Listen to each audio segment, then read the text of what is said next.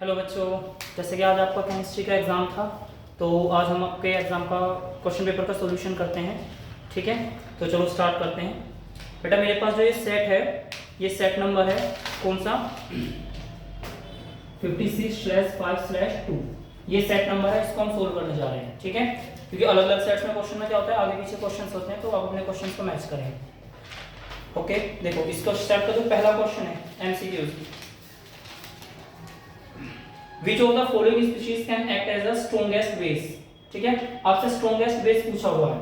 ठीक है, चार ऑप्शन आपको दिए हुए हैं। OH निगेटिव, ए ऑप्शन है OH निगेटिव, बी ऑप्शन है कौन सा C6H5O निगेटिव, सी ऑप्शन है RO negative and D option is O negative NO। ये चार ऑप्शंस आपको दिए हुए हैं। आपको पहचानने में से स्ट्रॉन्गेस्ट बेस कौन सा होगा।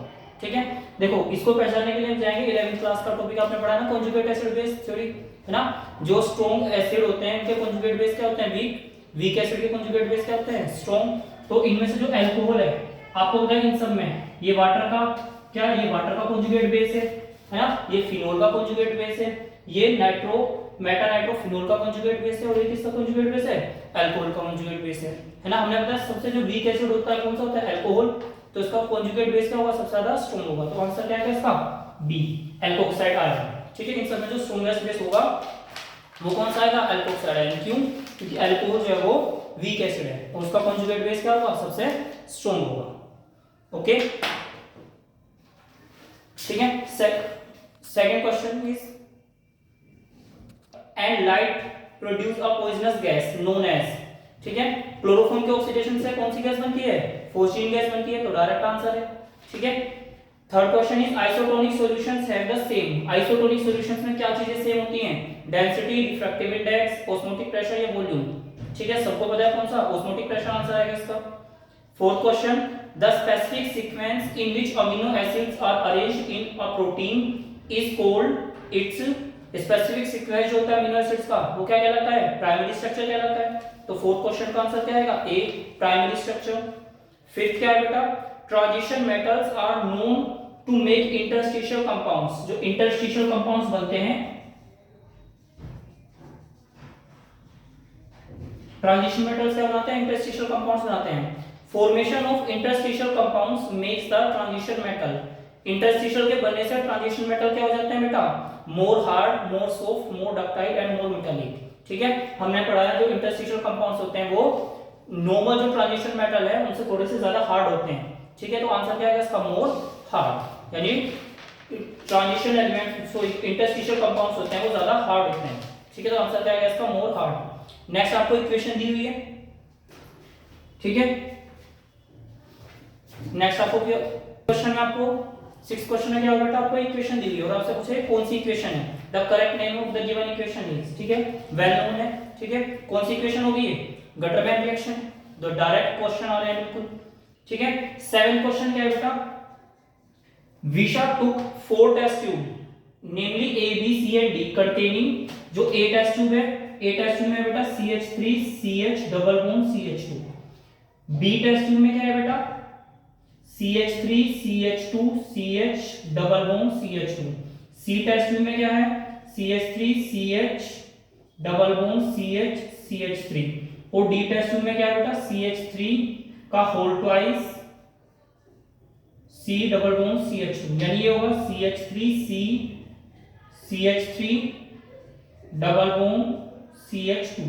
ये है फोर्थ टेस्ट ट्यूब में respectively and try to convert them into tertiary butyl alcohol, है ना। She carried out catalytic hydration on every alkene. ठीक है, out of the four test tube the one which will give desired result is, तो tertiary butyl alcohol किस में बनेगा, एक ही ऑप्शन है, टर्शियरी ब्यूटाइल किस में है, टर्शियरी कार्बन इसी में है, इसी से क्या बनेगा, टर्शियरी ब्यूटाइल अल्कोहल बनेगा। इसका हाइड्रेशन करेंगे, क्या हो जाएगा इसका हाइड्रेशन से, CH3COH CH3 CH3 tertiary butyl alcohol बन गया, तो डायरेक्ट आंसर है बिल्कुल। Okay, next bond of factor for KCl, KCl के लिए बॉन्ड ऑफ फैक्टर बताना है हमें। ठीक है, 8 क्वेश्चन में क्या करना है, KCl के लिए बॉन्ड ऑफ फैक्टर बताना है। Assuming the degree assuming the complete dissociation, यानी अगर KCl कंप्लीट डिसोसिएट होगा तो दो आयंस देगा, है ना, एक मोल KCl दो मोल आयन देगा, तो इसका डिसोसिएशन कांस्टेंट क्या होगा, सॉरी मोनो फैक्टर क्या होगा इसका 2। बिल्कुल सीधा सीधा क्वेश्चन है, ठीक है। Question number 9, dilution affect both molar conductivity as well as conductivity, effect of dilution on both is, option A molar conductivity decrease whereas conductivity increase on dilution, यानी डाइल्यूशन करने पे क्या रहे मोलर कंडक्टिविटी भी decrease होगी और conductivity increase होगी, गलत है। डाइल्यूशन करने पे क्या होता है, मोलर कंडक्टिविटी इंक्रीज होती है और कंडक्टिविटी क्या होती है, डिक्रीज होती है, तो ऑप्शन क्या होगा इसका B, molar conductivity increase whereas conductivity decrease on dilution, ठीक है। Next question is which of the following cell is used in inverter, inverter में कौन सी सेल यूज होती है, lead storage battery, direct answer है, ठीक है।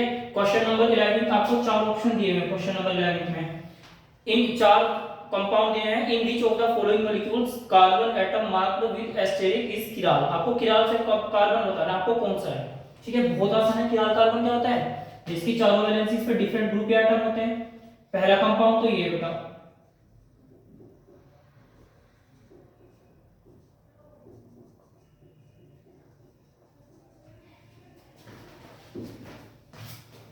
कंपाउंड दिए हुए उनमें हम बता रहे हैं जो किराल कार्बन है, इसमें तो देखो साफ साफ सी बात है CH3 दो ग्रुप एक जैसे जुड़ रहे हैं, तो ये तो किराल होंगे नहीं, ठीक है। इसमें क्या होगा, कार्बन पे एक H जुड़ रहा है, Cl जुड़ रहा है, Br जुड़ रहा है और CH3 जुड़ रहा है, तो किराल कार्बन है सेकंड।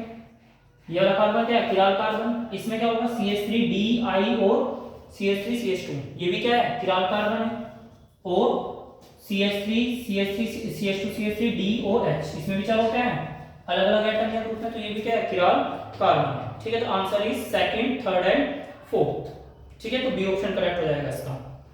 नेक्स्ट है बेटा, for the reaction A + 2B gives C + D, equation दे रखी है A + 2B gives C + D, इसके लिए ऑर्डर बताना है क्या होगा, ऑर्डर तो हम देख के बता नहीं सकते रिएक्शन को, है ना, वो तो केवल एक्सपेरिमेंट डिटरमाइन होता है, तो ऑप्शन सी क्या है, can't be predicted as order is determined experimentally, ठीक है, तो ऑप्शन सी सही होगा।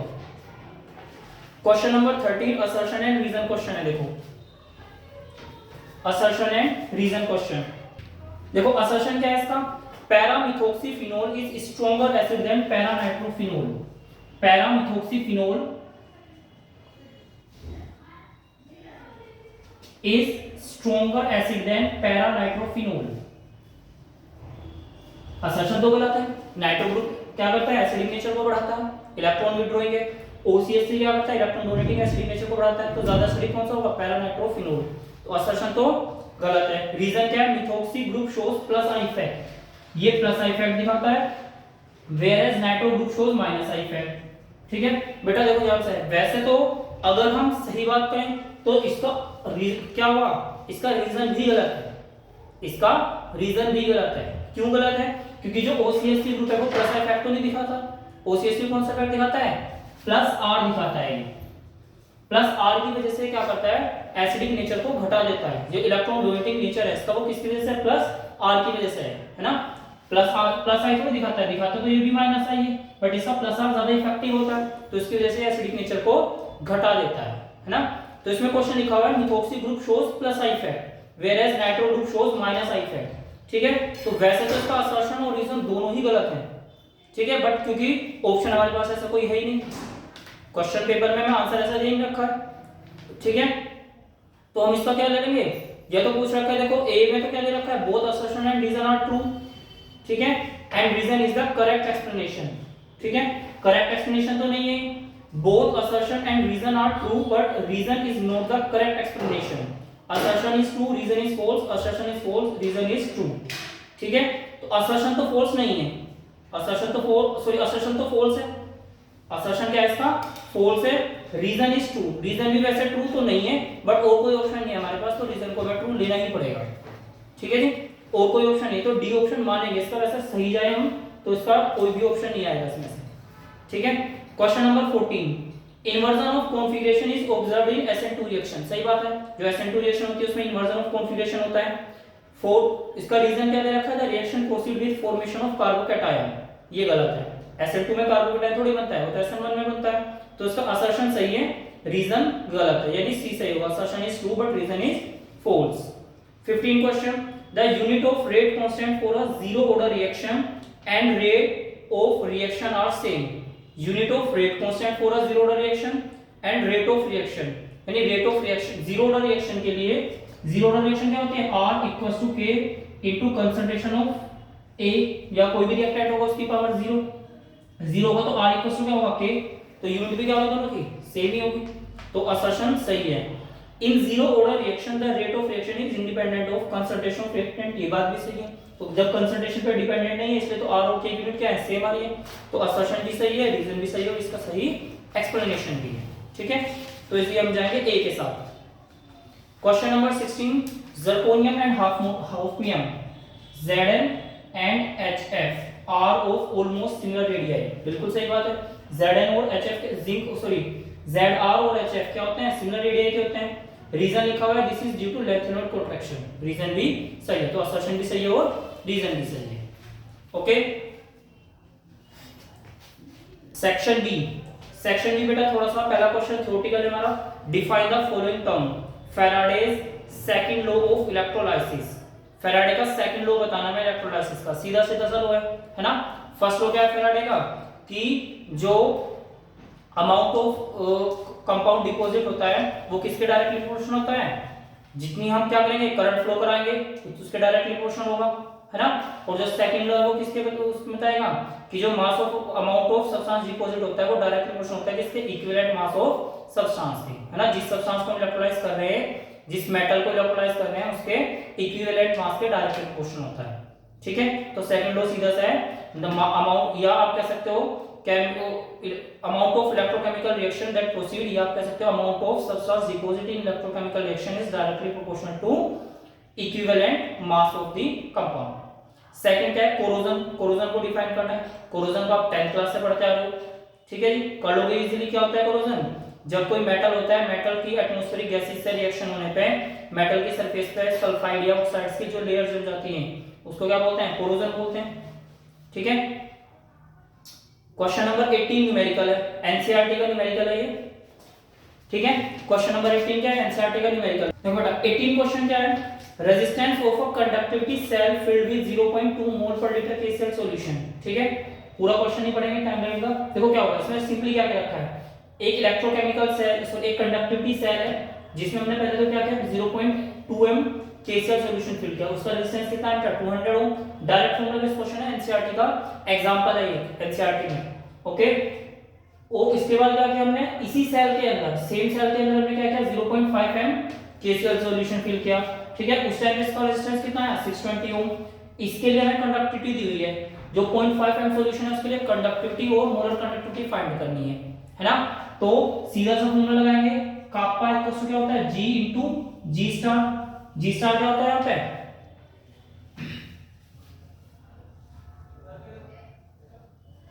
कापा इक्वल्स टू, देखो बेटा फॉर्मूला होता है कापा इक्वल्स टू क्या होता है G इनटू G स्टार। ठीक है, G को हम क्या लिख सकते हैं 1/r, कंडक्टिविटी जो होती है कंडक्टेंस क्या होती है 1/ रेजिस्टेंस होती है। तो देखो इस वाले सॉल्यूशन के लिए मैं रेजिस्टेंस तो दिया हुआ है ना, G स्टार हम निकालेंगे, कापा भी दिया हुआ है, तो यहां से तो पहले निकालेंगे G स्टार यानी सेल कांस्टेंट। और क्योंकि दोनों सेल एक ही जैसी हैं तो जो सेल कांस्टेंट इसका होगा वही सेल कांस्टेंट इसका भी होगा।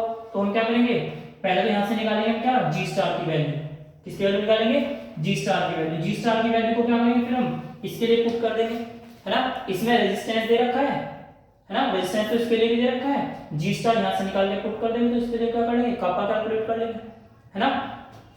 यहां से क्या करेंगे पहले G स्टार निकालेंगे, G स्टार क्या होगा कापा इनटू R हो जाएगा। कापा कितना दे रखा है 0.0248। ठीक है, रेजिस्टेंस कितना दे रखा है 200 ओम। ठीक है, यहां से तो पहले क्या आ जाएगा G स्टार आ जाएगा सेंटीमीटर इनवर्स में, फिर इस G स्टार की वैल्यू को यहां पर पुट करेंगे, इसके लिए कापा निकालेंगे। कापा इक्वल्स टू क्या होता है 1/r इनटू G स्टार। ठीक है जी, R कितना है 1/620, G स्टार कितना है 0.20248 इनटू 200। ओके, तो डायरेक्ट यहां से सोल्व कर लेंगे इसको, क्या रहेगा कापा की वैल्यू हो जाएगी। फिर कापा की वैल्यू से क्या करेंगे लैम्डा, डायरेक्ट फॉर्मूला हमारे पास लैम्डा इक्वल्स क्या होता है kappa into 1000 upon m molarity. Molarity कितनी है इसकी 0.05। कापा कहाँ है, ये रहा 1000 को। रख के क्या कर लेंगे हम, लैम्डा m की वैल्यू फाइंड कर लेंगे। ओके, तो डायरेक्ट कैलकुलेट करना है आपको उसको। Question number 19, show that in case of first order reaction time taken for completion of 99% reaction is twice the time required for 90% completion of the reaction. यानी एक first order reaction है जिसके लिए हमें शो करना है कि जितना टाइम इसको 90% कंप्लीट होने में लगेगा उसका डबल टाइम कितना लगेगा, 99% कंप्लीट होने में लगेगा। ठीक है, 2 नंबर का क्वेश्चन है। क्या करेंगे, फर्स्ट ऑर्डर दे रखा है, फर्स्ट ऑर्डर के लिए रेट, फर्स्ट ऑर्डर के रेट क्या होता है बेटा, r इक्वल्स टू या k equals to 2.303 upon t log r naught upon r। ठीक है, या t इक्वल्स टू क्या हो जाएगा 2.303 upon k log r naught upon r। ठीक है, देखो फॉर 90% कंप्लीशन, अगर हम 90% कंप्लीशन की बात करते हैं तो क्या होगा, मान लेंगे let r naught equals to 100। r naught को क्या मानेंगे हम 100, तो r कितना हो जाएगा बेटा, इनिशियल कंसंट्रेशन को अगर हम 100 मान लेते हैं, फाइनल कंसंट्रेशन कितनी हो जाएगी, 90% डिकम्पोजिशन हो रहा है तो 100 माइनस 90 कितना आ जाएगा, 10 आ जाएगा। इस वैल्यू को यहाँ पे पुट करेंगे तो T90 कितना जाएगा बेटा, 2.303 अपॉन k log 100 अपॉन 10। 100 से कट जाएगा, log 10 की वैल्यू कितनी होगी 1, तो T90 कितना आ जाएगा बेटा हमारे पास, T90 equals to 2.303 upon k। ठीक है, फिर हम निकालेंगे T99 for 99% completion, 99% completion. Let r naught, अगर आपने 100 माना तो r कितना जाएगा बेटा, 100 माइनस 99 कितना जाएगा 1, तो T99 कितना आएगा 2.303 अपॉन k log 100 अपॉन 1। ठीक है, वैल्यूज में डायरेक्ट पुट करेंगे, क्या जाएगा 2.303 अपॉन k log 100 को हम क्या लिख सकते हैं 2.303 upon k log 10 to the power 2 को आगे ले आएंगे, log 10 की वैल्यू कितनी होगी 1, तो कितना आ जाएगा T99 equals to 2.303 upon k log into 2 आ जाएगा। ठीक है, इसको इक्वेशन फर्स्ट लिख देते हैं, इसको इक्वेशन 2 लिख देते हैं। ये क्या है, इक्वेशन फर्स्ट में T90 आ गया, from equation first and second साफ साफ प्रूव होता है T99 जो होगा वो 2 इंटू T90 हो जाएगा। यही सोल्व करना था, यही प्रूव करना था। ठीक है, एनसीईआरटी का क्वेश्चन है, एक्सेल उसका इंटेक्स क्वेश्चन है एनसीईआरटी का। क्वेश्चन नंबर 20, क्वेश्चन नंबर 20 क्या है बेटा, कन्वर्जन है। ठीक है, नाइट्रोबेंजीन टू एनिलीन, तो नाइट्रोबेंजीन को एनिलीन में कन्वर्ट करना क्या है, इसका डायरेक्ट रिडक्शन कर देंगे, मेटल प्लस एसिड। ठीक है, SnHCl SnOHCl ले सकते हो, Fe+HCl ले सकते हो। ठीक है, डायरेक्ट क्या करेंगे इसका रिडक्शन कर देंगे।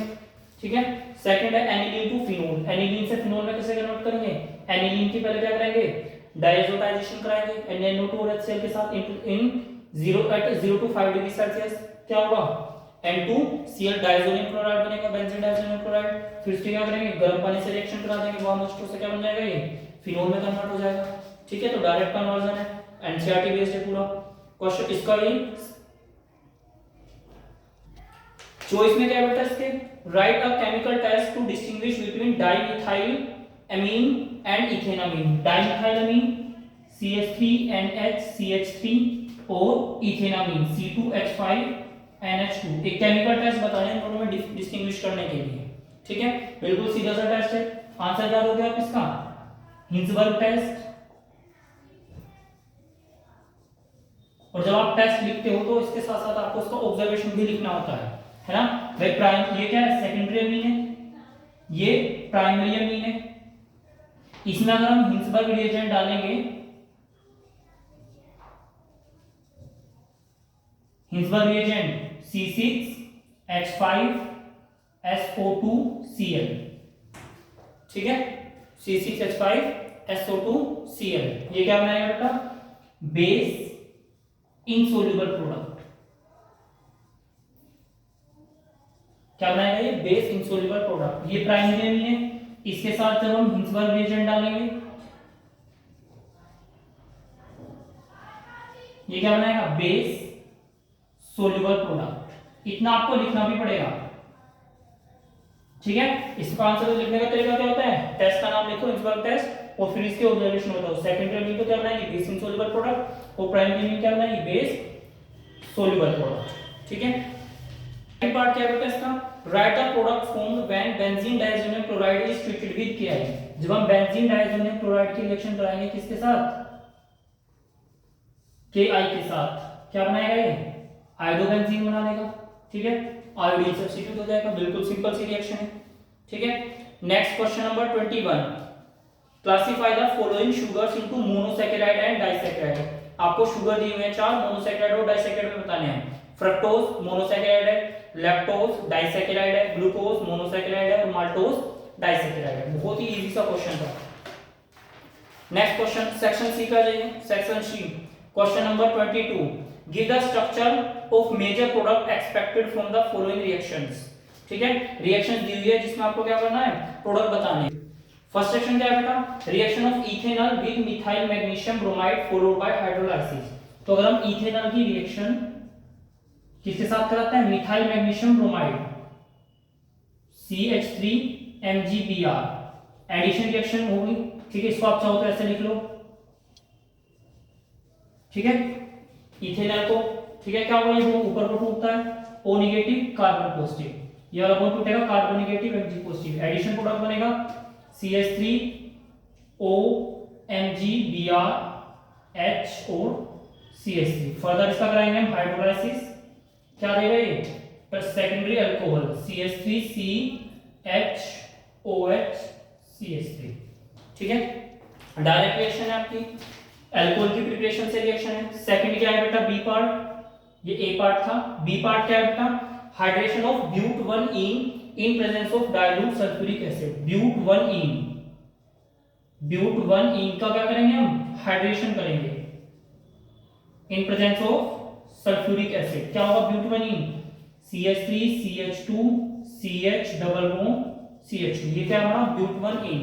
इसका क्या करेंगे हम, हाइड्रेशन करेंगे, H2O in presence of acid, hydration करेंगे, ठीक है। क्या होगा बेटा, मार्कोनिको रूल के अकॉर्डिंग एडिशन हो जाएगा वाटर का, H plus OH minus, OH minus कहां जुड़ेगा, जहां कम हाइड्रोजन है, H प्लस कहां जुड़ेगा, जहां ज्यादा हाइड्रोजन है। मार्कोनिको रूल के अकॉर्डिंग एडिशन हो जाएगा CH3CH2CHOH CH3, ठीक है जी।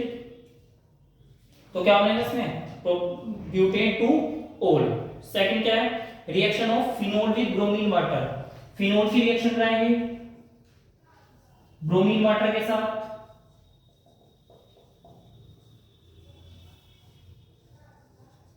हमें पता है फिनोल क्या होता है, काफी ज्यादा रिएक्टिव होता है टुवर्ड्स इलेक्ट्रोफिलिक सब्स्टिट्यूशन रिएक्शन के लिए। तो क्या होगा, ब्रोमीन जुड़ जाएगा, तीन जगह जुड़ जाएगा ब्रोमीन, ऑर्थो पे, दोनों ऑर्थो पोजीशन पे और पैरा पोजीशन पे, Br Br Br, ठीक है। 2,4,6 ट्राइब्रोमोफिनोल बन जाएगा। क्या बन जाएगा, 2,4,6 tribromophenol, that will be the answer.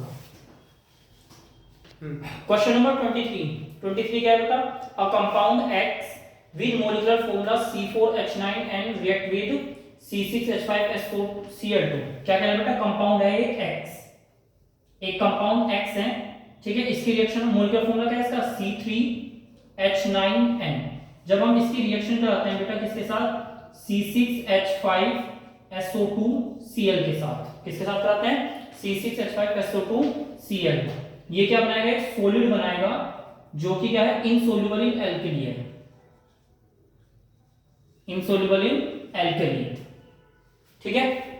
अच्छा क्या है ये C6H5SO2Cl क्या है, अभी हमने पढ़ा था इसके बारे में, कौन सा ये हिंसबर्ग रिएजेंट है, हिंसबर्ग रिएजेंट। तो डेफिनेट सी बात है, हिंसबर्ग रिएजेंट का हमने पढ़ा है, जो प्राइमरी अमीन है वो हिंसबर्ग रिएजेंट के साथ रिएक्शन करके बनाती है, बेस सोल्यूबल या एल्कली सोल्यूबल प्रोडक्ट बनाती है। सेकेंडरी अमीन क्या करती है, हिंसबर्ग रिएजेंट के साथ रिएक्शन करके बेस इनसोल्यूबल या एल्कली इनसोल्यूबल प्रोडक्ट बनाती है। टर्शियरी अमीन क्या करती नहीं है। तो ये तो कंफर्म हो गया। इस रिएक्शन से क्या कंफर्म होगा कि ये जो एल्कीन है हमारी, ये जो कंपाउंड X है वो क्या होगा, सेकेंडरी अमीन होगा। तो दिस रिएक्शन, ये रिएक्शन क्या प्रूव करेगी, this reaction prove that compound x is secondary amine. तो ये तो प्रूव हो जाएगा कि जो कंपाउंड एक्स है वो क्या है, सेकेंडरी अमीन है। अब इसकी रिएक्शन बतानी है हमें, सेकेंडरी अमीन की अब स्ट्रक्चर बतानी है। 3 कार्बन के लिए एक ही सेकेंडरी स्ट्रक्चर बना सकते हैं अमीन की, है ना, एक ही स्ट्रक्चर बना सकते हैं सेकेंडरी अमीन की। कौन सी? CH3 CH2 NHCH3। ठीक है, यानी कौन सा होगा इसका नाम, N मिथाइल इथेनामीन। ठीक है, और जब हम इसकी क्या बनाएंगे बेटा, केमिकल रिएक्शन लिखनी है, नाम बता दिया, आइडेंटिफाई कर लिया, इसमें लिखनी है केमिकल इक्वेशन।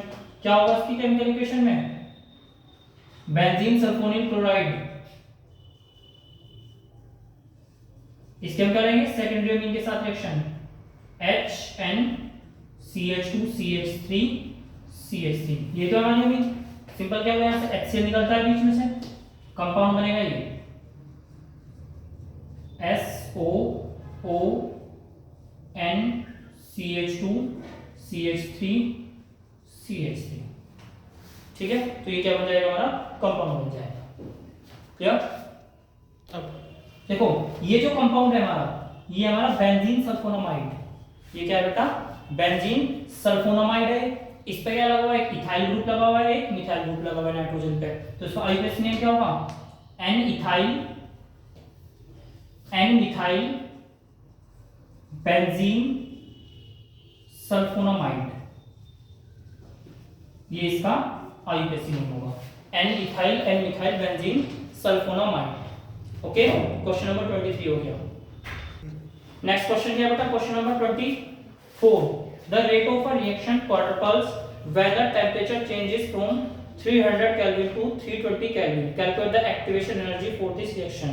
log 2 की वैल्यू दे रखी है, log 4 की वैल्यू दे रखी है, और R की वैल्यू आपको दे रखी है 19.15 जूल पर केल्विन पर मोल। ओके, तो देखो क्या करना है हमें, ये क्या कह रहा है, जो रेट ऑफ रिएक्शन है वो क्वाड्रपल्स मतलब 4 गुना हो जाती है ना। एट टेम्परेचर T1 टेम्परेचर कितना है बेटा, 300 केल्विन। T2 टेम्परेचर कितना है बेटा, 320 केल्विन। अब ये क्या कह रहा है, जब हम 300 से 320 पे जाते हैं तो जो रेट ऑफ रिएक्शन है वो 4 गुना हो जाती है ना। तो सीधी बात है, रेट कांस्टेंट भी क्या होगा, 4 गुना हो जाएगा, है ना। इसके लिए अगर हम रेट कांस्टेंट K1 मान लें, इसके लिए रेट कांस्टेंट क्या मान लें, K2। तो K2 क्या हो जाएगा बेटा, 4, K1 आ जाएगा, 4 गुना हो गया क्योंकि, है ना। बस डायरेक्ट क्या करना है, इक्वेशन में पुट करना है। इक्वेशन क्या है बेटा, log K2 अपॉन K1 equals to EA upon 2.303 R 1 upon T1 minus 1 upon T2। ठीक है जी, तो यहां से हमें क्या करना है, log K2 अपॉन K1 की वैल्यू कितनी आ जाएगी, log K2 कितना है, 4K1 अपॉन K1, K1 से तो K1 कट जाएगा, log 4 आ जाएगा। EA की वैल्यू हमें फाइंड करनी है, EA अपॉन 2.303, R की वैल्यू उन्होंने हमें दी हुई है कितनी, 19.15 जूल पर केल्विन पर मोल। ओके, फिर 1 अपॉन टेम्परेचर 1 कितना है हमारा, 300 केल्विन माइनस 1 अपॉन 320। ओके, इसको सोल्व कर लेंगे, डायरेक्ट क्या आ जाएगी, EA की वैल्यू आ जाएगी। क्लियर है। Question number 25। Right IUPAC name of the compound, right IUPAC name of the following coordination compounds. IUPAC name लिखने हैं, पहला है बेटा K3FeCN6। ठीक है, Fe की ऑक्सीडेशन स्टेट निकालेंगे, कितने आएंगे Fe की ऑक्सीडेशन स्टेट यहां पे +3, K की +1 हो जाएगी, Fe की -1 हो जाएगी। ठीक है, तो K की Fe कितनी आएगी, +3 आएगी, Cn की -1 होती है ना, निकालनी आती है। बस की +1 है, इसकी कितनी है -1, तो 3 × +1 Fe की x मान लेंगे, Cn की कितनी है 6 × -1, टोटल मिला के हो जाएगा 0, तो x की वैल्यू हो जाएगी +3। ठीक है, सबसे पहले तो काउंटर आयन का नाम लिखेंगे क्योंकि ये पॉजिटिवली चार्ज है। क्या नाम हो जाएगा, पोटेशियम। फिर 6 साइनाइड है, तो क्या नाम जाएगा इसका, हेक्सा साइनोन। अब क्योंकि जो कोऑर्डिनेशन कंपाउंड है, काउंटर आयन पॉजिटिवली चार्ज है, तो जो हमारा कॉम्प्लेक्स आयन होगा उस पे नेगेटिवली चार्ज आएगा। अगर नेगेटिवली चार्ज आता है कॉम्प्लेक्स आयन पे, तो मेटल के साथ क्या जोड़ते हैं, 8 बार जोड़ते हैं, तो इसका क्या नाम आएगा, हेक्सासाइनोफेरेट। ठीक है, और ऑक्सीडेशन स्टेट कितनी है इसकी, थर्ड। तो क्या नाम हो जाएगा इसका, पोटेशियम हेक्सासाइनोफेरेट थर्ड। ये क्या हो जाएगा इसका यूपीएससी में। सेकंड क्या है बेटा, PtEn का whole twice Cl2 positive, Cl2 2 positive. ठीक है, Cl के Pt की ऑक्सीडेशन स्टेट कितनी आएगी यहाँ पे, Pt की ऑक्सीडेशन स्टेट निकालो, इसकी ऑक्सीडेशन स्टेट x मान लो, En की ऑक्सीडेशन स्टेट क्या होती है, न्यूट्रल होता है, En की ऑक्सीडेशन स्टेट क्या आ जाएगी, 0। Cl की ऑक्सीडेशन स्टेट कितनी आएगी बेटा, 2 * -2 सॉरी -1 इक्वल्स टू +2 आ जाएगी। तो x - 2 इक्वल्स टू +2, x की वैल्यू क्या आ जाएगी, +4। x की वैल्यू क्या आ जाएगी, +4।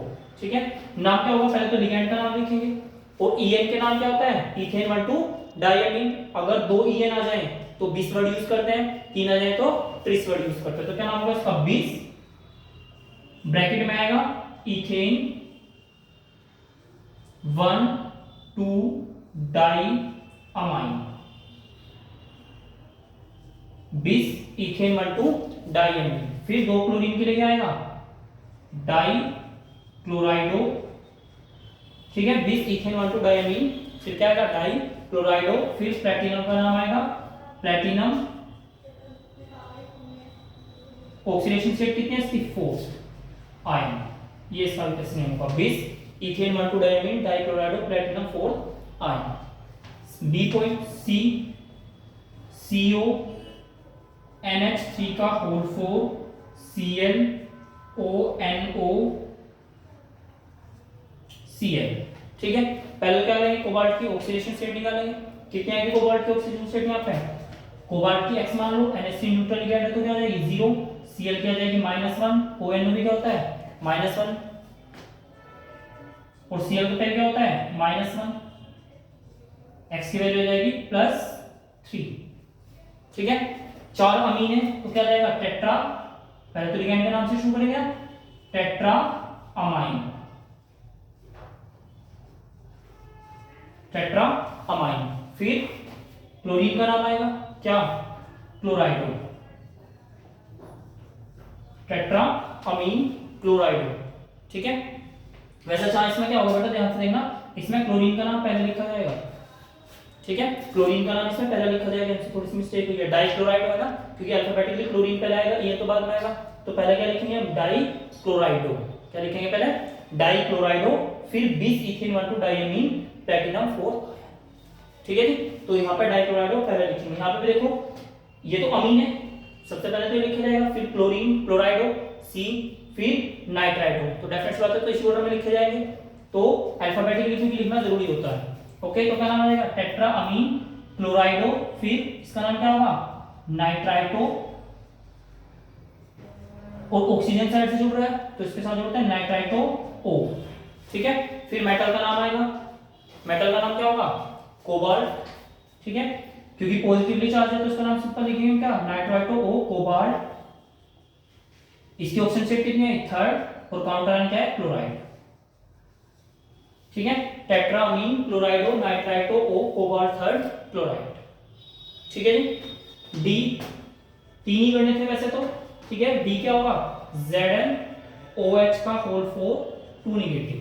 यहाँ पे जिंक की ऑक्सीडेशन स्टेट निकालेंगे, कितनी आ जाएगी जिंक की ऑक्सीडेशन स्टेट, यहाँ पे +2 ऐसे निकालेंगे। क्या नाम जाएगा, 4 OH लगे हुए हैं, OH का नाम क्या होता है, हाइड्रोक्साइड। कितने हैं, 4, तो इसका नाम आएगा टेट्रा हाइड्रोक्साइड, टेट्रा हाइड्रोक्साइडो। फिर मेटल का नाम क्या आएगा, जिंकेट। जिंक नहीं आएगा क्योंकि निगेटिवली चार्ज है, तो क्या नाम आएगा इसका, जिंकेट। ठीक है, फिर ऑक्सीजन स्टेट कितनी है इसकी, second ion, tetra hydroxido, zincate, second ion. ये क्या होगा इसका केमिकल नेम, आईपीएससी नेम हो जाएंगे। ये हो गया हमारा question number 26, sorry 25। Next question number 26। Question number 26 क्या है बेटा, draw the structure of major product in each of the following reactions. Major product बनाने हैं आपको। ठीक है, पहली रिएक्शन क्या है बेटा, आपको एक कंपाउंड दिया हुआ है। अच्छा, ये क्या है हमारे पास, AgNH3 का होल ट्वाइस। ये क्या होता है, टोलेंस रिएजेंट होता है। क्या होता है ये, टोलेंस रिएजेंट। और हमें पता है टोलेंस रिएजेंट क्या होता है, एक वीक ऑक्सीडाइज रिएजेंट है। ये केवल एल्डिहाइड को ऑक्सीडाइज करेगा, कीटोन को ऑक्सीडाइज नहीं करेगा। इसमें दो फंक्शन होते हैं, एक कीटोन और एक एल्डिहाइड। तो ये क्या करेगा, केवल एल्डिहाइड को ऑक्सीडाइज करेगा कार्बोक्सिलेट आयन में। तो सीधा सा आंसर इसका क्या आएगा, ऊपर तो एज इट इज रहेगा और ये कन्वर्ट हो जाएगा COO नेगेटिव, ठीक है, इस आयन में कार्बोक्सिलेट आयन में कन्वर्ट हो जाएगा। तो इसमें इतना ही करना है, साइड प्रोडक्ट लिखने की जरूरत नहीं है इसमें, क्योंकि मेजर प्रोडक्ट लिखने के लिए कहा है मैंने, ठीक है। अगली क्वेश्चन क्या है, इसमें दे रखा है NaOI। NaOI क्या होता है, आइडोफोम टेस्ट में हमने पढ़ा था, जब हम NaOH की I2 से रिएक्शन कराते हैं तो उसमें तो बनता है NaOI, ठीक है। आइडोफोम में जो मेजर ऑक्सीडाइजिंग एजेंट होता है वो क्या होता है, NaOI। पहले NaOH और I2 के मिलने से क्या बनता है, NaOI बनता है, ये फिर ऑक्सीडाइजिंग करता है। तो ये क्या करेगा, जो COCH3 ग्रुप है उसको क्या करेगा, ऑक्सीडाइज करता है, केवल ये क्या बनाएगा, यहां से कार्बोक्सिलेट आयन और इस वाले कार्बन को किसमें चेंज करेगा, आइडोफोम में।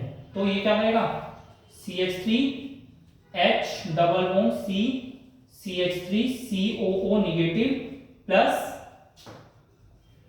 क्या बन जाएगा, CHI3 आइडोफोम, येलो कलर का। कौन सी रिएक्शन है ये, आइडोफोम रिएक्शन, ठीक है। इसमें क्या होगा, इसमें NaCN और HCl के मिलने से पहले क्या बनेगा, HCN बनना है। HCN क्या करेगा, CHO के ऊपर एडिशन रिएक्शन करेगा, क्या बनाएगा, साइनोहाइड्रिन बनाएगा, ठीक है भाई। इन दोनों के मिलने से क्या बनेगा, HCl बनेगा। HCl की एडिशन रिएक्शन करा दो एल्डिहाइड के ऊपर, है ना, क्या बनेगा, साइनोहाइड्रिन बनता है, पढ़ा हुआ है हमने, COH HOCN जुड़ जाएगा इसके साथ, ठीक है। ये एज इट इज रहेगा, क्योंकि कार्बोक्सिलिक एसिड तो न्यूक्लियोफिलिक एडिशन रिएक्शन दिखाते नहीं है, ठीक है, केवल कौन दिखाते हैं, एल्डिहाइड और कीटोन दिखाते हैं। तो एल्डिहाइड के हमने क्या कर दिया, न्यूक्लियोफिलिक एडिशन रिएक्शन हो जाएगी बस इसमें, ठीक है। तो ये था हमारा क्वेश्चन नंबर 26। देखो बेटा question number 27, calculate the EMF of the following cell. Cell आपको दिया है, उसका ईएमएफ फाइंड करना है।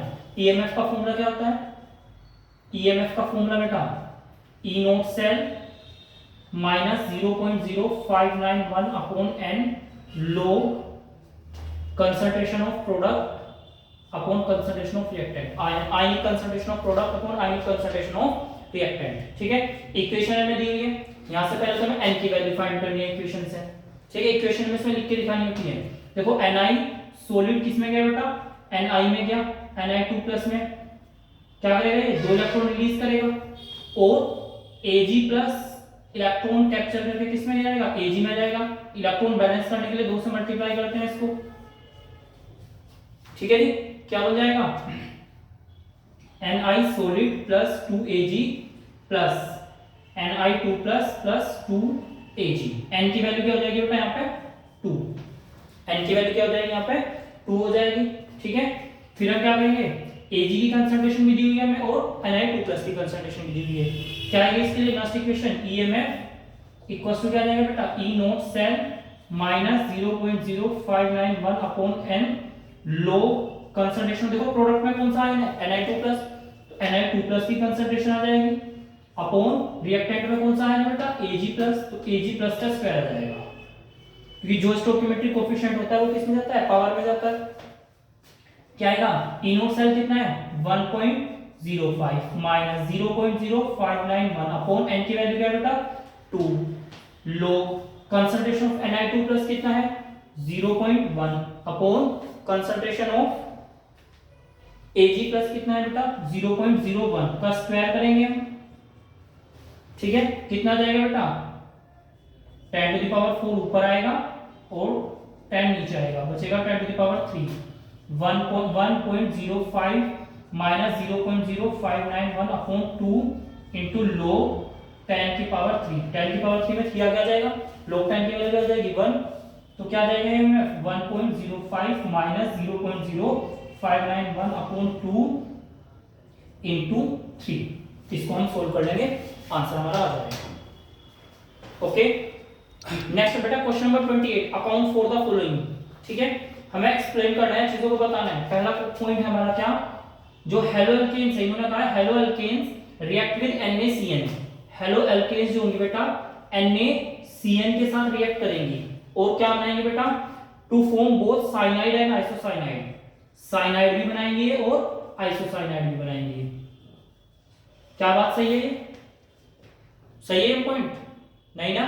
हमने पढ़ रखा था, हमें क्या पढ़ा हमने कि RX की रिएक्शन अगर हम NaCN के साथ या KCN के साथ कराएं तो बनता है क्या, साइनाइड। और अगर हम RX की रिएक्शन किसके साथ कराएं बेटा, AgCN के साथ कराएं तो बनते हैं आइसोसाइनाइड, है ना, ये तो पढ़ा है हमने। तो ये जो पॉइंट उन्होंने कहा हुआ है ये गलत है कि हेलो अल्केन्स के अगर हम NaCN के साथ रिएक्शन कर दे तो साइनाइड और आइसोसाइनाइड दोनों ही बन जाएंगे, ऐसा नहीं होता। केवल क्या बनता है, NaCN के साथ रिएक्शन करके तो केवल क्या बनेगा बेटा, साइनाइड बनेगा। ठीक है, क्यों बनेगा, क्योंकि NaCN क्या है, NaCN या KCN आयनिक कंपाउंड होते हैं, ये क्या देते हैं हमें, Cn नेगेटिव आयन देते हैं, और Cn नेगेटिव आयन में क्या होता है, कार्बन पे नेगेटिव चार्ज है, तो कार्बन क्या होगा, इजीली अटैक करेगा R के ऊपर, तो जब कार्बन साइड से जुड़ेगा अल्काइल ग्रुप तो क्या बनेंगे, साइनाइड बनेंगे, है ना।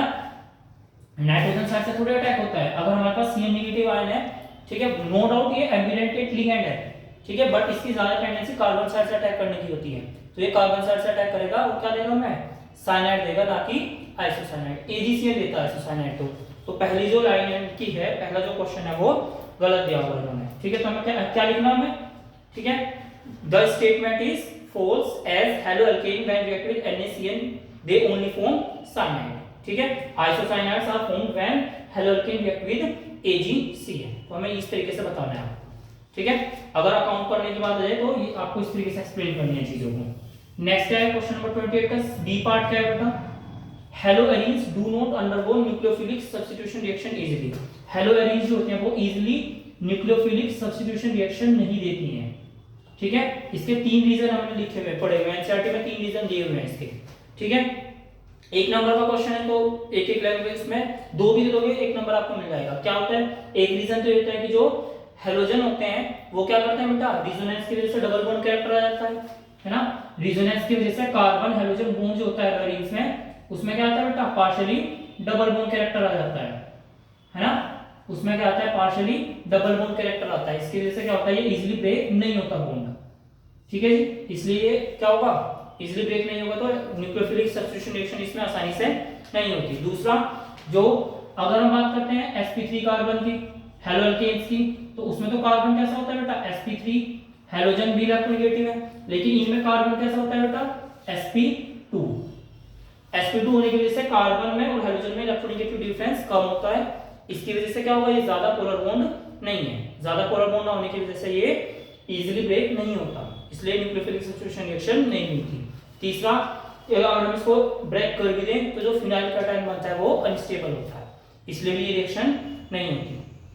तीसरा क्या है, सी पार्ट, कि जो बेंजाइल क्लोराइड है give SN1 reaction, benzyl chloride SN1 reaction को देंगे, सही है बात, बिल्कुल सही है, बेंजाइल क्लोराइड SN1 रिएक्शन को देते हैं। क्यों देते हैं, क्योंकि जो बेंजाइल कार्बोकैटायन होता है वो रेजोनेंस की वजह से काफी ज्यादा स्टेबल होता है, और जिन हेलो अल्केन्स का कैटायन स्टेबल होगा वो इजीली SN1 रिएक्शन को ही देंगे, क्योंकि SN1 रिएक्शन का ऑर्डर जो होता है वो किस पे डिपेंड करता है, स्टेबिलिटी ऑफ कार्बोकैटायंस पे, ठीक है। इसलिए कौन सा देगा, इसका आंसर क्या लिखना है, as carbocation of benzyl halide, ठीक है, means benzyl carbocation is more stable due to resonance, so they easily give SN1 reaction.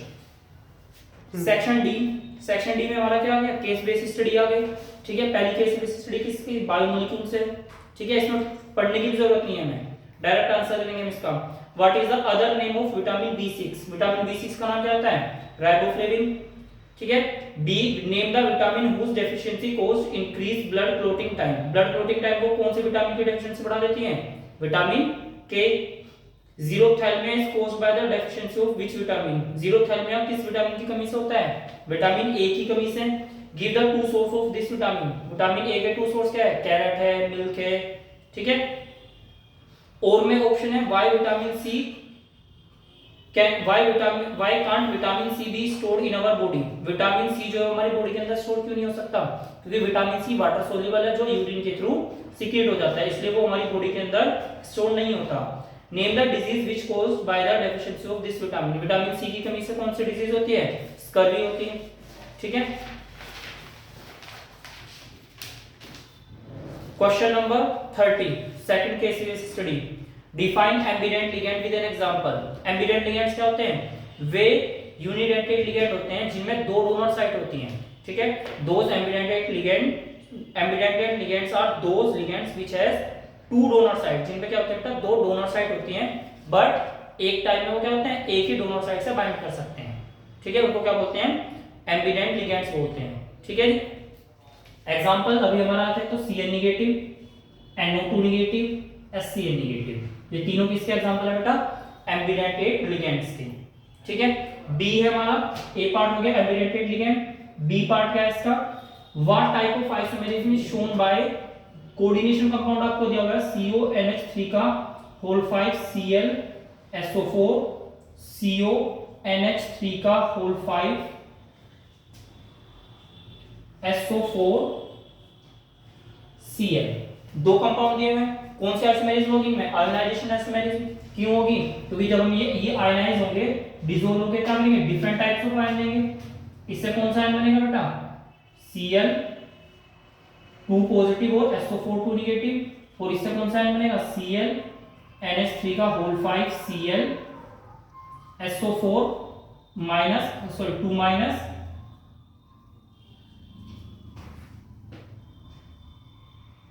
इसमें SO4 है ना, SO4 माइनस प्लस और Cl माइनस। तो डेफिनेट अलग अलग आयन मिल रहे हैं इससे, तो क्या होगा इसमें? Ionisation isomerism. सी क्या है? Define chelate effect, how it affect the stability of complex. Chelate effect क्या होता है कि जो जब हम किसी बाइडेंटेट या पॉलीडेंटेट लिगेंड को मेटल के साथ जोड़ते हैं तो वो मेटल के साथ एक से ज्यादा बॉन्ड बनाता है। एक से ज्यादा बॉन्ड बनाएगा तो मेटल और जो लिगेंड है उसमें क्या बनेगी? रिंग बनती है ना। उन रिंग्स को क्या बोलते हैं हम? चिलेट बोलते हैं, है ना। और उन रिंग के बनने की वजह से मेटल जो होता है वो थोड़ा ज्यादा स्टेबल, मेटल कॉम्प्लेक्स थोड़ा ज्यादा स्टेबल होता है। ठीक है। मल्टीपल लिंकेज आएगी तो क्या होगा? स्टेबल ज्यादा होगा, स्टेबल ज्यादा होगा तो इसी को क्या बोलते हैं? Chelate effect. ठीक है। यानी चिलेट इफेक्ट क्या होगा? स्टेबिलिटी को इंक्रीज करता है। ठीक है। तो कैसे डिफाइन करेंगे इसको? When a metal is binded with bidentate और polydentate ligand it form chelate rings which increase the stability of complex ion. This is called chelate effect. ठीक है। क्वेश्चन नंबर सी क्या है? Find the coordination number and oxidation state of chromium in this Na3 Cr C2O4 का whole thrice. ठीक है। C2O4 क्या है? Bidentate ligand है। ठीक है। 3 C2O4 Cr के साथ कितने बॉन्ड बनाएंगे? 6 बॉन्ड। एक C2O4 क्या बनेगा? 2 बॉन्ड, तो 3 कितने बनाएंगे? 6 बॉन्ड। तो कोऑर्डिनेशन नंबर कितना होगा इसका? 6। ऑक्सीडेशन स्टेट निकालेंगे इसकी। Na की कितने होते हैं स्टेट? +1, 3 into +1। Cr की मान लेंगे हम x, C2O4 की क्या होती है? -2, 3 into -2 = 0। x की वैल्यू हो जाएगी बेटा +3। तो ऑक्सीडेशन स्टेट क्या है इसकी? +3 और कोऑर्डिनेशन नंबर क्या है? 6। ठीक है। क्वेश्चन नंबर 31 क्या है? रोड मैप क्वेश्चन है ऑर्गेनिक का। एन ऑर्गेनिक कंपाउंड ए, एक ऑर्गेनिक कंपाउंड है बेटा ए, जिसका फॉर्मूला है C9H10O। क्या है इसका फॉर्मूला? C9H10O। ठीक है। अच्छा एक चीज तो कंफर्म है, देखो जब भी कार्बन 6 से ज्यादा है वो हाई डिग्री ऑफ अनसैचुरेशन है, तो ये तो कंफर्म करता है कि बेंजीन तो इसमें जरूर होगी, है ना, क्योंकि इसका डिग्री ऑफ अनसैचुरेशन बहुत ज्यादा है। ठीक है। तो बेंजीन रिंग इतने को सेटिस्फाई कर सकती है, तो ये तो कंफर्म है कि इसमें बेंजीन रिंग जरूर होगी। आगे क्या कह रहा है? एक कंपाउंड है जिसका मोलर फॉर्मूला है C9H10O फॉर्म्स 2,4-DNP डेरिवेटिव। बेटा ये जो कंपाउंड्स होते हैं ना, इनमें आपको एग्जैक्टली चीजें बतानी पड़ती हैं, थोड़ी सी ना एक्सप्लेन भी करना पड़ता है। कैसे आइडेंटिफाई किया आपने, ये भी बताना पड़ता है। अब ये क्या कह रहा है? ये कंपाउंड है वो 2,4-DNP डेरिवेटिव बना रहा है। क्या कर रहा है? ये form 2,4-DNP derivatives. 2,4-DNP derivative कौन सा टेस्ट है? 2,4-DNP test. 2,4-DNP टेस्ट से क्या प्रूव होता है कि उस कंपाउंड में कार्बोनिल ग्रुप होगा, या तो वो एल्डिहाइड होगा या फिर वो कीटोन होगा, ये तो प्रूव होता है। दिस रिएक्शन प्रूव क्या करेगी? This reaction proves that compound A contain carbonyl group. It may be aldehyde और कीटोन, या तो इसमें एल्डिहाइड होगा या फिर इसमें क्या होगा? कीटोन होगा। फिर क्या कह रहा है? Reduce Fehling solution. जो कंपाउंड ए है ये क्या कर रहा है? Reduce Fehling solution. ये फेलिंग सॉल्यूशन को रिड्यूस कर रहा है। फेलिंग सॉल्यूशन को केवल रिड्यूस कौन कर सकते हैं? एल्डिहाइड ही कर सकते हैं, कीटोन तो कर नहीं सकते, है ना। तो इस रिएक्शन से क्या प्रूव होगा? This reaction proves that compound A is aldehyde. Compound A क्या है बेटा? एल्डिहाइड है, ठीक है। फिर क्या कह रहे हैं? And undergoes Cannizzaro reaction. ये क्या कर रहा है? कैनिजारो रिएक्शन भी दे रहा है, कैनिजारो रिएक्शन। हमने पढ़ा है एल्डो रिएक्शन वो एल्डिहाइड देते हैं जिनमें क्या होगा? एटलीस्ट एक अल्फा हाइड्रोजन होगा। कैनिजारो वो एल्डिहाइड देते हैं जिनमें कोई अल्फा हाइड्रोजन नहीं होगा। तो यानी ये चीज प्रूव करेगी क्या? Compound A does not have alpha hydrogen, इसमें कोई अल्फा हाइड्रोजन नहीं होगा। On vigorous oxidation it gives 1,2 benzene dicarboxylic acid. On vigorous oxidation, अगर हम इसका क्या करते हैं बेटा? विग्रस ऑक्सीडेशन करते हैं तो ये क्या दे रहा है बेटा? 1,2 बेंजीन डाइकार्बोक्सिलिक एसिड।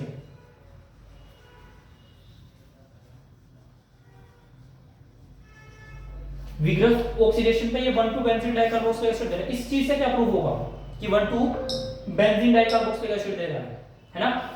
मैंने आपको पढ़ाया था बेटा ऑर्गेनिक कंपाउंड्स में देखो क्या होता है जी, अगर यहाँ पे अल्काइल ग्रुप लगे हुए हैं या कोई भी कार्बन ग्रुप लगा हुआ है ना, विग्रस ऑक्सीडेशन करते हैं, चाहे इससे आगे कुछ भी है, कितने भी कार्बन का कंपाउंड है ना।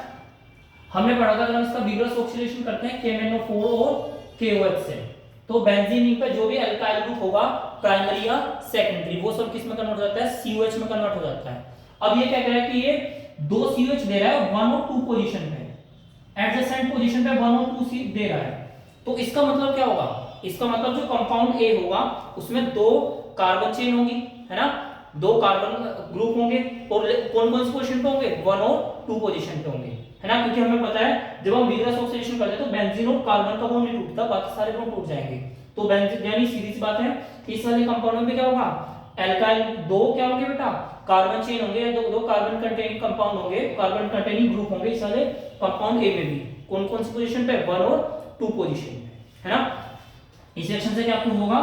This reaction proves that compound A contain 2 carbon chain at 1, 2 positions, है ना। तो अब हम कंपाउंड ए की स्ट्रक्चर बनाएंगे। क्या? देखो कंपाउंड ए की स्ट्रक्चर क्या बनेगी? एक तो बेंजीन रिंग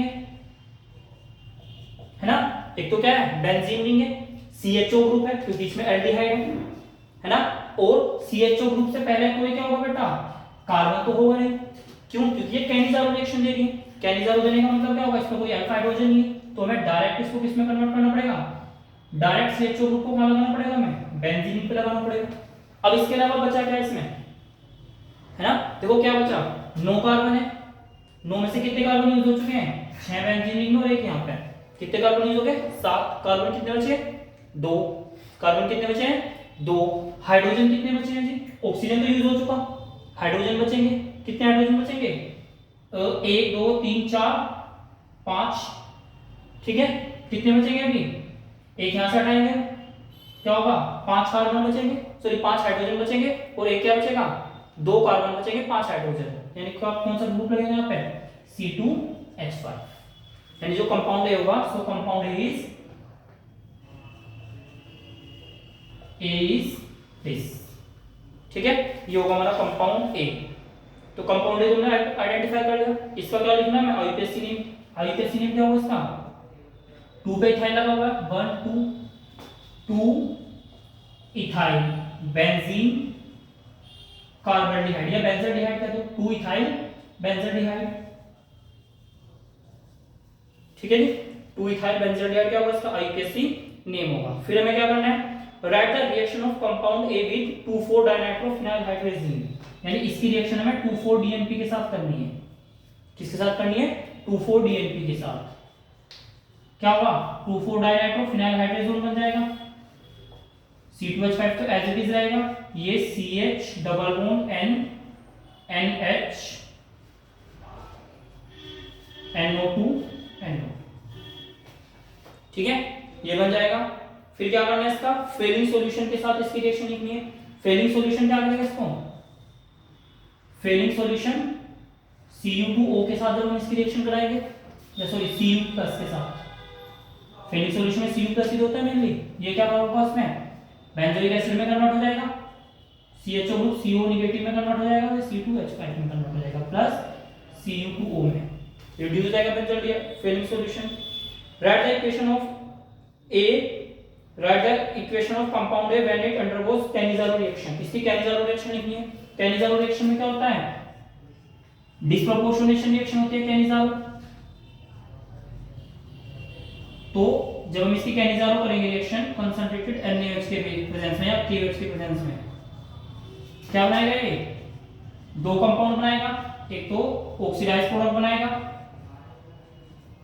और एक रिड्यूस प्रोडक्ट बनाएगा अल्कोहल। यानी एल्डिहाइड में एक तो रिड्यूस कर दो अल्कोहल में एल्डिहाइड को और एक बार ऑक्सीडाइज कर दो, तो ये दो प्रोडक्ट बनाएगा। ओके, ये होगा सेक्शन इसका क्वेश्चन नंबर 31। बी पार्ट इसमें क्या है बेटा,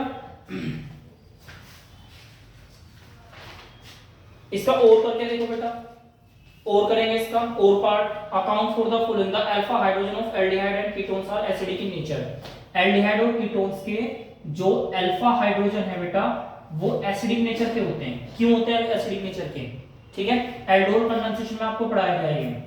एल्डोल कंडेंसेशन आपको पढ़ाया गया। एल्डोल कंडेंसेशन होती इसलिए है, क्यों होती है एल्डोल कंडेंसेशन, क्योंकि जो अल्फा हाइड्रोजन होते हैं एल्डिहाइड और कीटोन के वो एसिडिक नेचर के होते हैं, है ना, वो बेस के साथ रिएक्शन करके इसलिए क्या बनाते हैं, इसका आयन बना देते हैं, वही रिएक्ट करते हैं मेनली।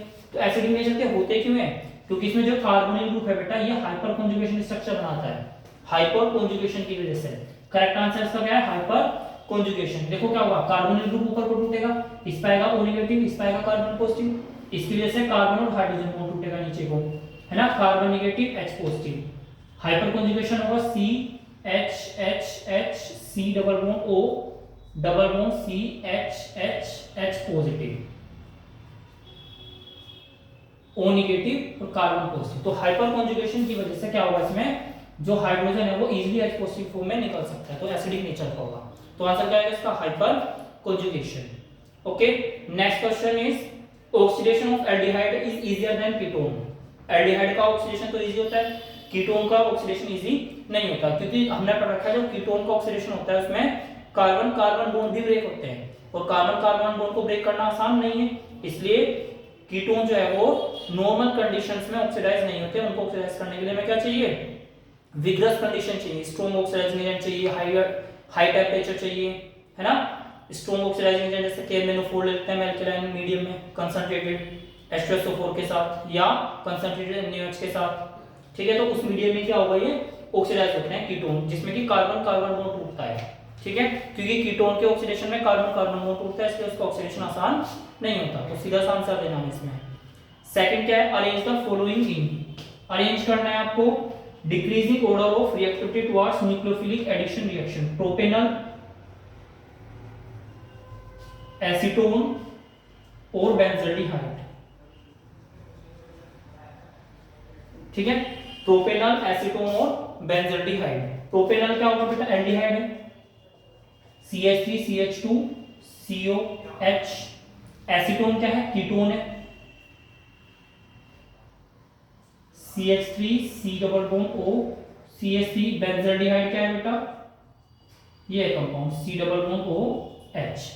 इसकी जो रिएक्टिविटी देखी जाती है वो देखी जाती है सबसे ज्यादा स्टेरिक हिंड्रेंस से, ठीक है। स्टेरिक हिंड्रेंस देखो सबसे ज्यादा तो एल्डिहाइड होते हैं और फिर कीटोन होते हैं, तो सबसे ज्यादा रिएक्टिव तो कौन सा होगा, प्रोपेनॉल, एल्डिहाइड है, फिर कौन सा होगा, बेंजल्डिहाइड, और तीसरे नंबर पे क्या आएगा, एसीटोन, कीटोन है इसमें, ठीक है। तो सबसे इंक्रीजिंग ऑर्डर में अरेंज करना है, फिर डिक्रीजिंग ऑर्डर में, तो सबसे ज्यादा प्रोपेनॉल, उससे कम बेंजल्डिहाइड और सबसे कम एसीटोन।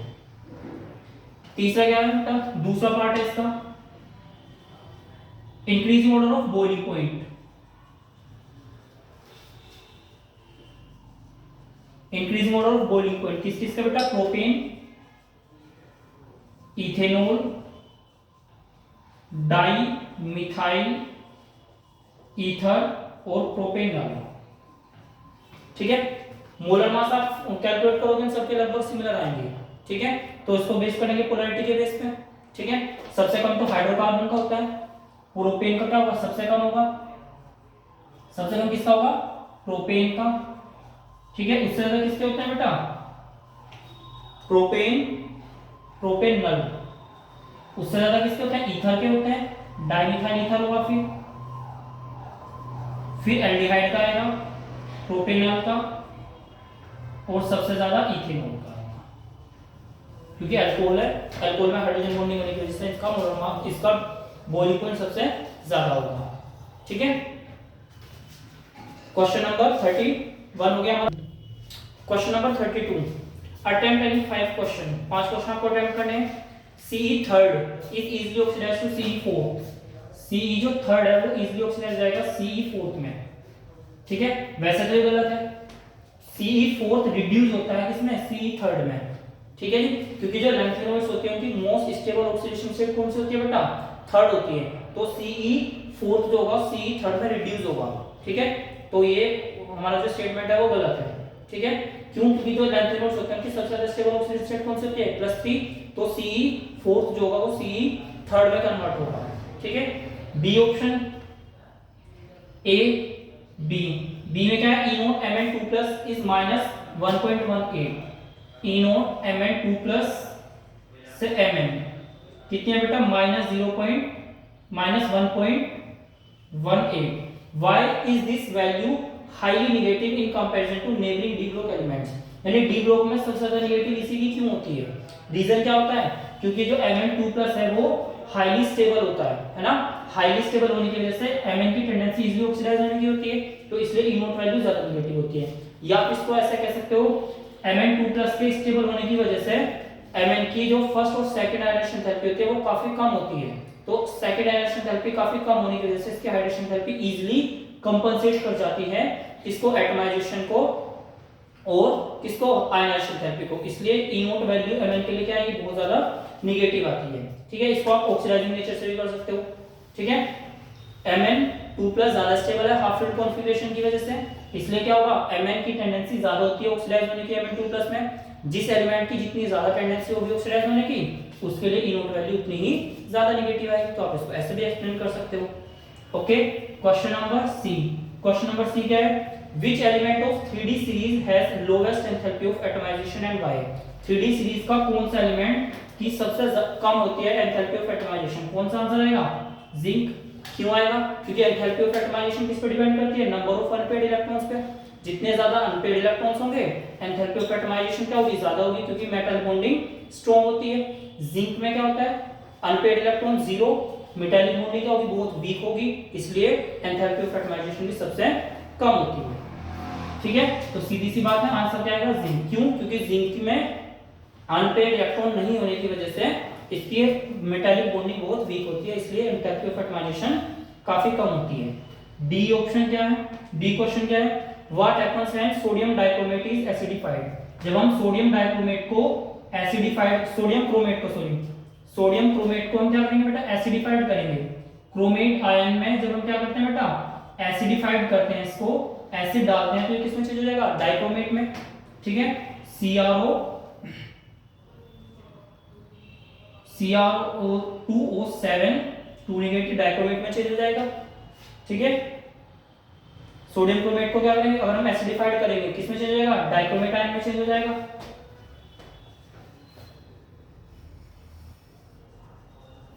क्लियर? ये कन्वर्ट हो जाएगा किसमें? डाइक्रोमेट आयन में। क्लियर? क्रोमेट, अगर डाइक्रोमेट में बेस डालेंगे तो किसमें चेंज होता है? क्रोमेट में चेंज हो जाता है। क्रोमेट और डाइक्रोमेट एसिडिक और बेसिक मीडियम में चेंज होते जाते हैं एक दूसरे में। ई ऑप्शन क्या है? ई क्वेश्चन क्या है? Zn, Cd and Hg are soft metal. Same reason metallic bonding से देंगे। सॉफ्ट मेटल क्यों है? क्योंकि Zn, Cd और Hg तीनों में ही अनपेयर्ड इलेक्ट्रॉन क्या है? 0। अनपेयर्ड इलेक्ट्रॉन 0, तो मेटालिक बॉन्डिंग क्या होगी? बहुत वीक होगी, और मेटालिक बॉन्डिंग वीक होती है तो इसलिए सॉफ्ट मेटल होते हैं। ठीक है, सीधा सा आंसर देना है। As Zn, Cd and Hg has 0 unpaired electrons, so their metallic bonding is very weak, so they are soft. E. Why is permanganate titration is not carried out in presence of HCl? जो permanganate titration होती है MnO4 negative की, उसमें जब हम acidic medium डालते हैं, तो एसिडिक मीडियम डालने में क्या करते हैं बेटा? H2SO4 लेते हैं, ना कि HCl। क्या लेते हैं उसमें? H2SO4 लेते हैं, ना कि HCl। क्या रीजन होता है? क्योंकि देखो अगर हम इसमें HCl लेंगे तो HCl में जो बेटा Cl नेगेटिव आयन है, MnO4 देखो क्या होगा भाई, टाइट्रेशन जैसे हम इस चीज के साथ करते हैं KMnO4 के टाइट्रेशन, आपके प्रैक्टिकल सिलेबस में भी है KMnO4 के ऑक्सैलिक एसिड के साथ और फेरस सल्फेट के साथ। पोटेशियम जो परमैंगनेट आयन होता है यहाँ पे कि ऑक्सीडाइजिंग एजेंट होता है ना, हमें तो ऑक्सीडाइजिंग से को किससे बनाना है, तो ऑक्सीलेट आयन को, ठीक है, या फिर किसको Fe2+ को, लेकिन ऑक्सीलेट जो MnO4 नेगेटिव है वो Cl नेगेटिव को भी क्या कर देता है, इजीली ऑक्सीडाइज कर सकता है ना। तो कुछ परमैंगनेट आयन फिर Cl नेगेटिव के साथ यूज हो जाएगा, इसलिए हम इसको यूज नहीं करते। जबकि जो H2SO4 है, H2SO4 तो अपने आप में किस ऑक्सीडाइजिंग एजेंट है, MnO4 भी ऑक्सीडाइजिंग एजेंट है, H2SO4 भी ऑक्सीडाइजिंग एजेंट है, इसलिए MnO4 H2SO4 के साथ रिएक्ट नहीं करेगा, यानी इसमें तो H2SO4 केवल एसिड की तरह बिहेव करेगा, जबकि HCl जो एसिडिक मीडियम तो दे देगा, बट Cl नेगेटिव भी क्या होगा, MnO4 नेगेटिव से ऑक्सीडाइज होकर क्या बना लेगा, ClO3 नेगेटिव आयन बना लेगा, इसलिए ये सॉरी Cl2 बना लेगा, इसलिए ये इजीली, इसलिए हम इसको नहीं लेते इसमें, ठीक है। Next, lower oxides of transition metal are basic where as highest are amphoteric या एसिडिक, ठीक है। हमने पढ़ रखा है किसी भी मेटल ऑक्साइड्स में जो एसिडिक नेचर होती है उसकी, वो acidic nature of metal oxide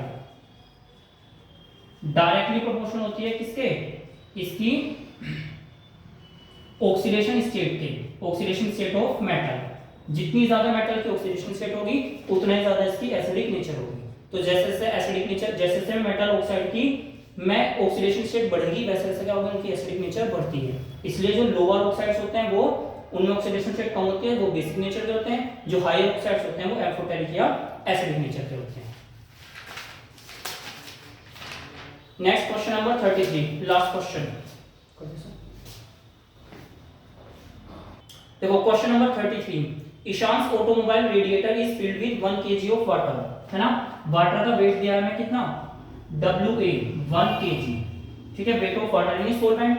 how many grams of ethylene glycol, ठीक है, इथाइलिन ग्लाइकोल जिसका मोलर मास हमें दिया हुआ है कितना 62, कितने ग्राम मिलाना है, यानी में WB पूछ रखा है हमसे, how many grams of ethylene glycol must ईशान add to get the freezing point of solution lower to 2.8 degree Celsius, यानी डेल्टा TF इन्होंने हमें दे दिया कितना 2.8, क्या पूछ रखा है बेटा, KF भी दे दिया इन्होंने कितना 1.86 केल्विन किलोग्राम पर मोल। अब पूछ रखे कि कितना वेट ऐड करना पड़ेगा ईशान को, ठीक है, WB पूछ रखा है, सीधी सी बात है, तो डायरेक्ट फॉर्मूला लगाएंगे क्या, delta TF equals to KF into m, या delta TF equals to KF into weight of solute into 1000 upon molar mass of solute into weight of solvent. तो यहां से डायरेक्ट हम WB फाइंड कर लेंगे। WB कितना जाएगा, delta TF into MB into WA upon KF into 1000, ठीक है, डायरेक्ट आ जाएगा, क्लियर।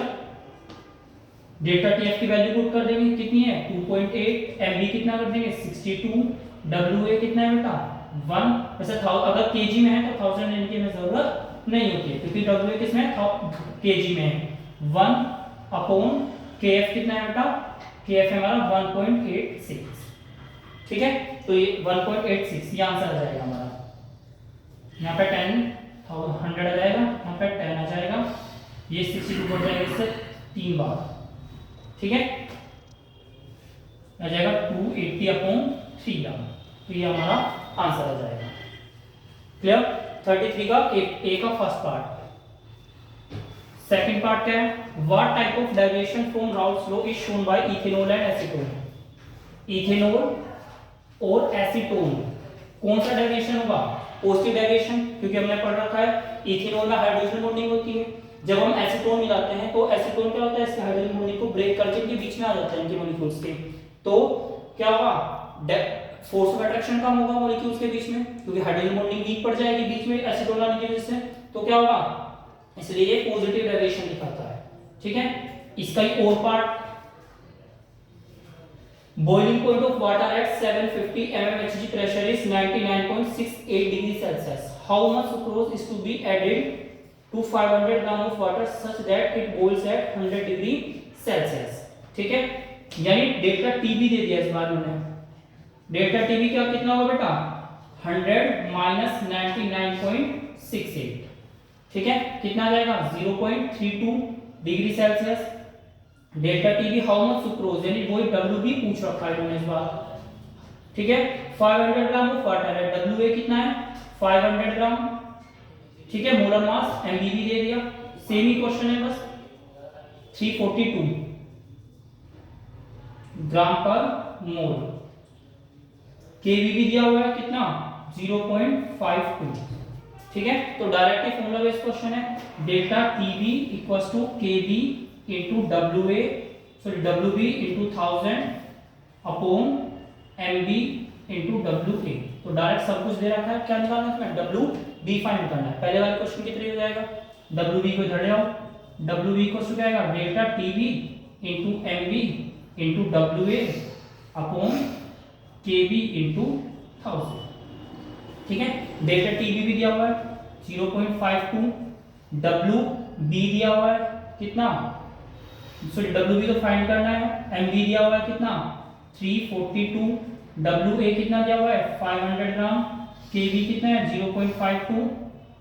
ठीक है, ये सॉरी 0.32 इनटू 1000 सोल्व कर लेंगे, आंसर आ जाएगा हमारा। ओके, इसका सेकंड करो ऑप्शन। सेकंड पार्ट इसका, state Henry law and rights it's one application. Henry law क्या है बेटा कि जो सोल्युबिलिटी ऑफ गैसेस होती है is directly proportional to the partial pressure of gas. ठीक है, या आप कह सकते हो partial pressure of gas is directly proportional to किसके mole fraction of gas in the solution. Formula क्या होता है P = KH × chi। स्टेटमेंट लिखनी है और फॉर्मूला लिखना है। हेनरी लॉ की स्टेटमेंट, दो स्टेटमेंट लिख दो इसमें, क्या solubility of gas is directly proportional to its mole fraction. ठीक है, so solubility of gas is directly proportional to its partial pressure, या mole fraction, या कह सकते हैं partial pressure of a gas over solution is directly proportional to its mole fraction in the solution। ठीक है, to applications लिखनी है, sorry one application लिखनी है इसकी। एक एप्लीकेशन तो क्या होगी बेटा इसकी कि हाई प्रेशर पे जो हमारी कोल्ड ड्रिंक्स होती हैं, सॉफ्ट ड्रिंक्स होते हैं, उनको हाई प्रेशर पे क्या करते हैं हम हाई प्रेशर पे क्लोज करते हैं, क्योंकि प्रेशर जितना ज्यादा होगा सोल्युबिलिटी उतनी ज्यादा होगी। ठीक है, एक आप इसमें स्क्यूबा डाइवर्स वाला एग्जांपल दे सकते हो जो एनसीईआरटी में है, स्क्यूबा डाइवर्स वाला, कि जब जो स्क्यूबा डाइवर्स होते हैं वो ओशन में जाते हैं, काफी गहरा जाते हैं, तो क्या होता है उसमें सोल्युबिलिटी बढ़ने की वजह से पहले तो गैसेस क्या होती हैं काफी ज्यादा डिसॉल्व हो जाती हैं, जब वो बाहर आएंगे तो क्या होगा गैसेस की सोल्युबिलिटी घटेगी क्योंकि प्रेशर घटेगा। तो सोल्युबिलिटी घटने से क्या होता है जब गैसेस की सोल्युबिलिटी घटेगी तो जो डिसॉल्व गैस हुई है N2O2 गैस हमारे ब्लड में डिसॉल्व हुई है वो क्या होगी फिर बाहर आएगी ब्लड से। वो ब्लड से जब बाहर आएगी तो ब्लड से क्या बनाएगी वो बबल्स बनाएगी। वो बबल्स क्या करते हैं हमारी आर्टरीज को या वीन्स को क्या करते हैं ब्लॉक कर देते हैं। ठीक है, वो कंडीशंस क्या कहलाती हैं बैड कंडीशंस कहलाती हैं। ठीक है, तो आप इसमें ये वाला एग्जांपल दे सकते हैं। ठीक है बेटा, आशा करते हैं सभी का पेपर बहुत अच्छा गया होगा। अगर आपको कोई भी डाउट है कोई परेशानी है तो आप कमेंट सेक्शन में हमसे पूछ सकते हैं। Thank you.